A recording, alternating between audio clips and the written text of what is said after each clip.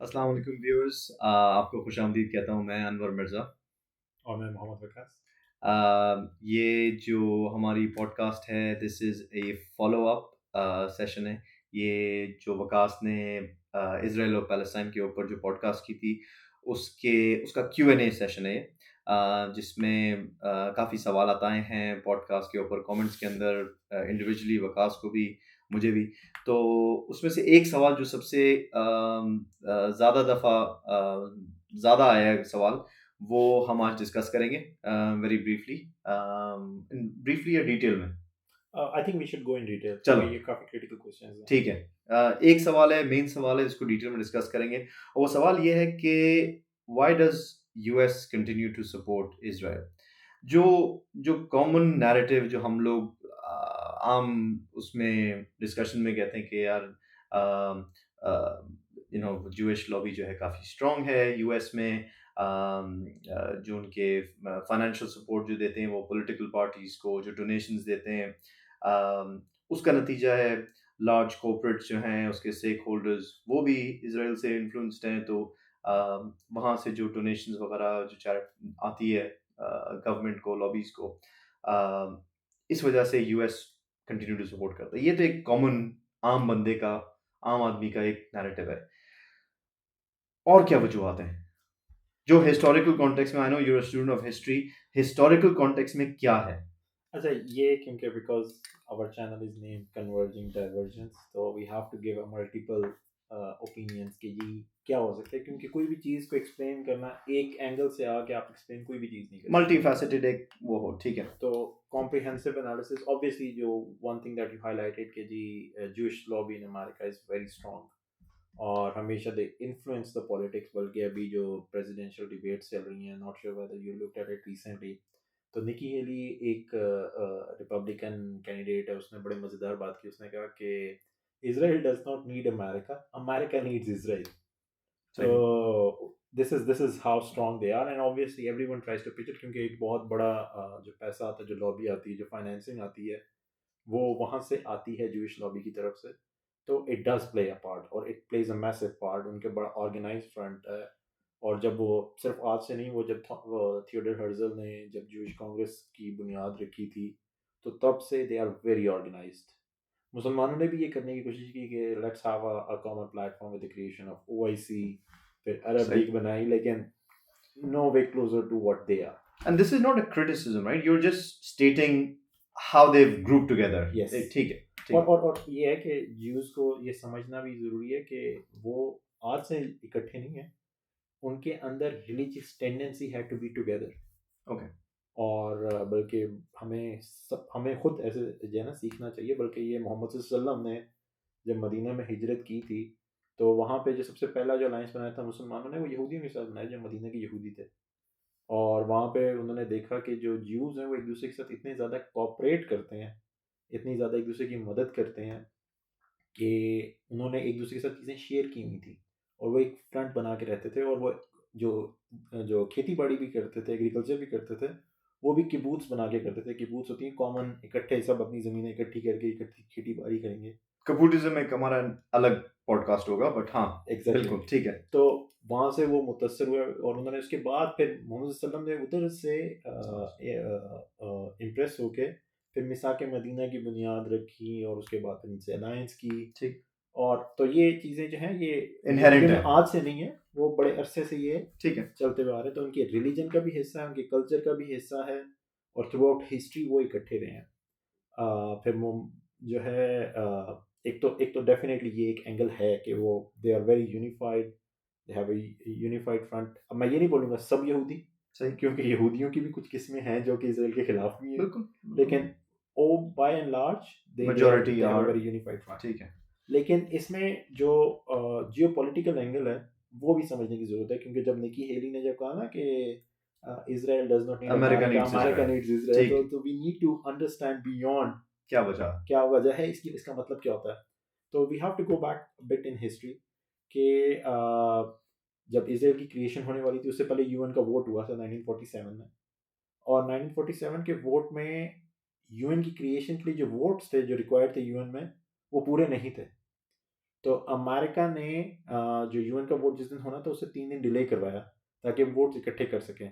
फिर फिलीपाइंस के बंदे जो हैं वो जो रिप्रेजेंटेटिव थे, मुझे उनका नाम भूल रहा है, तो वो उन्होंने पहले स्पीच दी कि हम वोट नहीं देंगे, और overnight he was replaced, another person सही, केम और फिर वोट दिया। तो उनके रिक्विजिट वोट्स, और छोटी छोटी कंट्रीज जो हैं जिनका किसी को नाम भी नहीं पता, उन्होंने वोट दिए थे। सही, तो अभी भी आप बल्कि यूएन की वोटिंग में देखेंगे तो आप देखेंगे कि अमेरिका के साथ वो बहुत छोटी छोटी कंट्रीज है जिनका किसी को पता भी नहीं होगा। कोई ज़रूर बंदा होता है। बोलेगा कि वो मैप में कहाँ पे एग्जिस्ट करती हैं, सही, तो you won't be able to figure it out.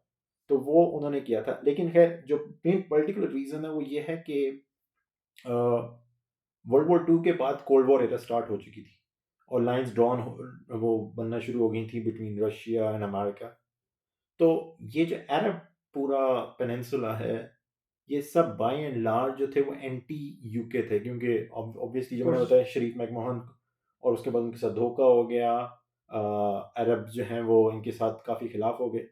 तो वो बहुत ज़्यादा अपने आप को अलाइन करते थे रशिया के साथ। सही, सीरिया और इजिप्ट तो बहुत ज़्यादा अलाइंड थे with the communism socialist almost, बिल्कुल। आइडियोलॉजी ऑफ रशिया, और ये पूरा खिता जो है वो एंटी यूएस था। तो एक उन्हें जो नज़र आया इस खिते में वो इसराइल था, जहाँ पे उन्हें ओपनिंग मिली कि वो इस खिते में अपना फुट होल्ड बना सकते हैं। तो अगर आपको ये पता हो कि मैं एक पूरा एरिया लूज़ कर रहा हूँ और उसमें मुझे एक छोटा सा हिस्सा एक ऐसा मिल सकता है जिसको अगर मैं सपोर्ट करूँ तो मुझे इस एरिया में एंट्री मिल सकती है। तो I mean the ideology of power is all about कि जी कितनी चीज़ें मैं अपने साथ इकट्ठी कर सकता हूँ। तो उन्होंने एग्जैक्टली यही किया। Right in the midst of the action, in the center of the Middle East, you've got a country surrounded by other Muslim, Jordan, Lebanon, exactly exactly. Syria, Egypt. तो ये जो कंट्री थी, ये सिर्फ इसने ये साथ नहीं दिया कि वो ज्यूइश थी, इसका एक जियोपॉलिटिकल एंगल बहुत बड़ा था। तो जियोपॉलिटिकल चेस बोर्ड जो होता है उसमें इसराइल ने बहुत ज़्यादा मदद करनी थी, और आगे चल के फिर मदद भी की। और आप फिर एशिया जब देखते हैं बाय एंड लार्ज, तो आपको नज़र आता है पाकिस्तान, टर्की और इसराइल, ये 3 कंट्रीज ऐसी थीं जो कि शुरू से ही प्रो यूएस हो चुकी थी। सऊदी अरेबिया और ये जो गल्फ कंट्रीज हैं वो काफ़ी बाद में आई, सही, लेकिन ये लोग जो हैं ये पहले दिन से उस तरफ चले गए थे। और ये वो ज़माना था जब अमेरिका लेफ्ट राइट सेंटर अपनी अलाइंसेस बना रहा था। तो ये एक जियो पॉलिटिकल एंगल है। इसके अलावा भी और डिफरेंट थ्योरीज हैं, लेकिन आई थिंक कि ये जो दो चीज़ें So हैं। the US basically took over from UK's responsibility of um, supporting Israel, and they said they obviously needed a friend within that region, and that's the reason why historically that's what the reason why they've supported yes के to have a historic foothold. Yes के UK जो है वो it was an outgoing power, और America was an incoming power. तो जो transition थी वो हो रही थी। तो यूके के सारे जो एसेट्स थे वो आस्ता आस्ता अमेरिका टेक ओवर कर रहा था। But they've historically been one and the same, right? I mean, they've been one and the same pretty much.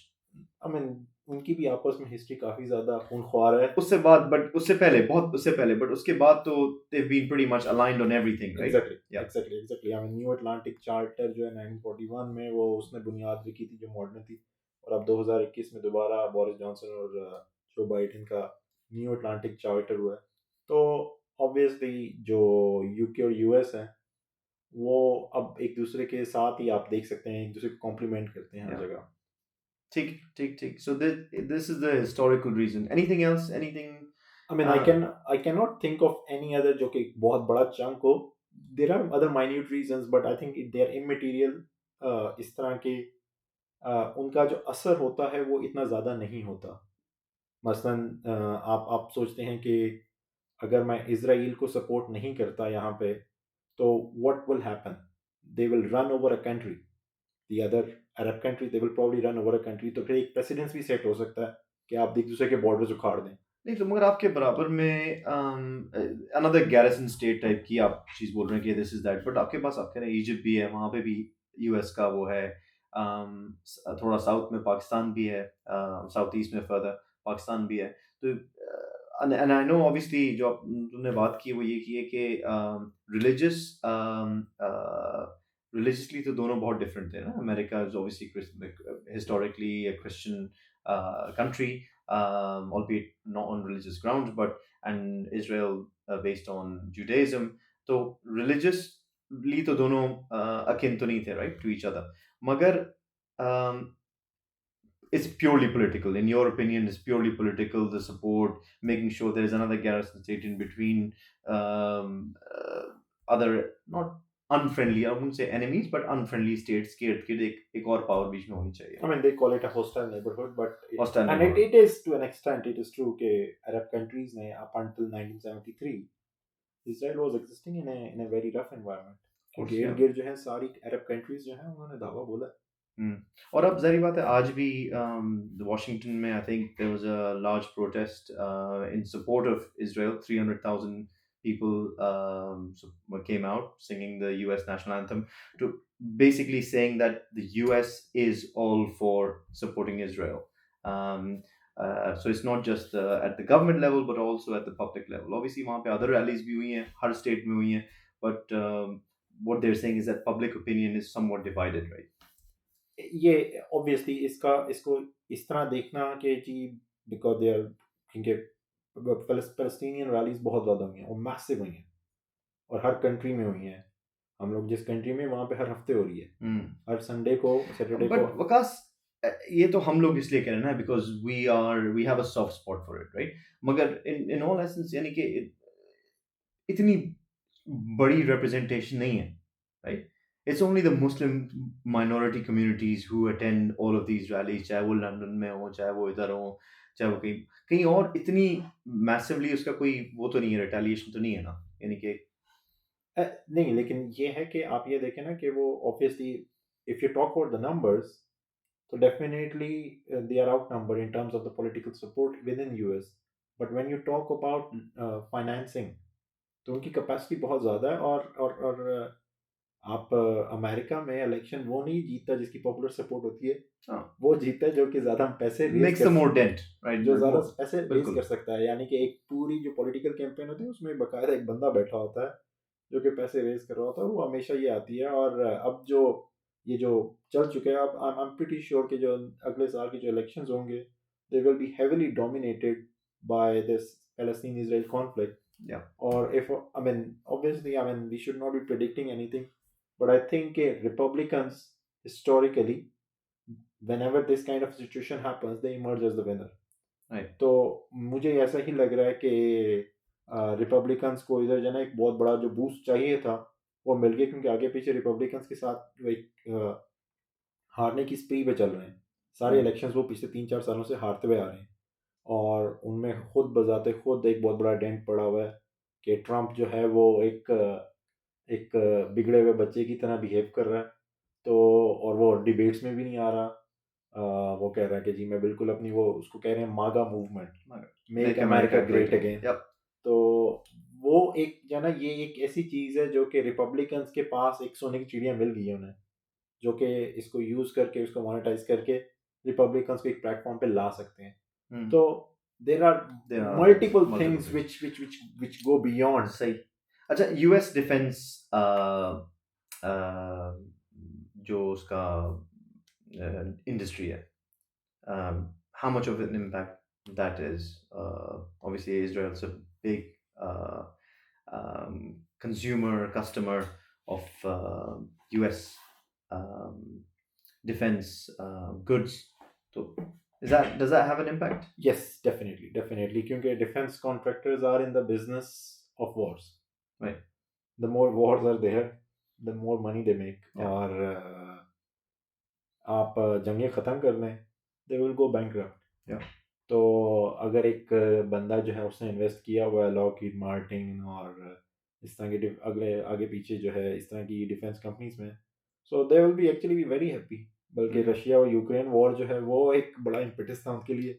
अब ये चीज़ और डेफिनेटली डिफेंस लॉबी जो है वो तो काम ही इस बात पे कर रही होती है कि असला कौन कितना कैसे खरीद सकता है, और हमेशा यही उनकी कोशिश होती है कि कहीं ना कहीं जो है ना वो एक इस तरह की एनार्की मची रहे।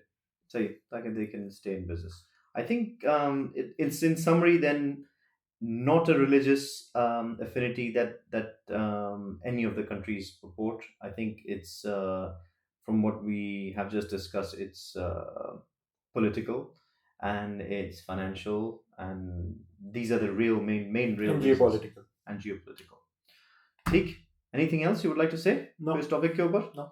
I think that covers the question that we've had. Okay, why does US continue to support Israel? And hopefully, we'll in the next Q&A session we'll answer other questions. Yeah, sure. Thank you.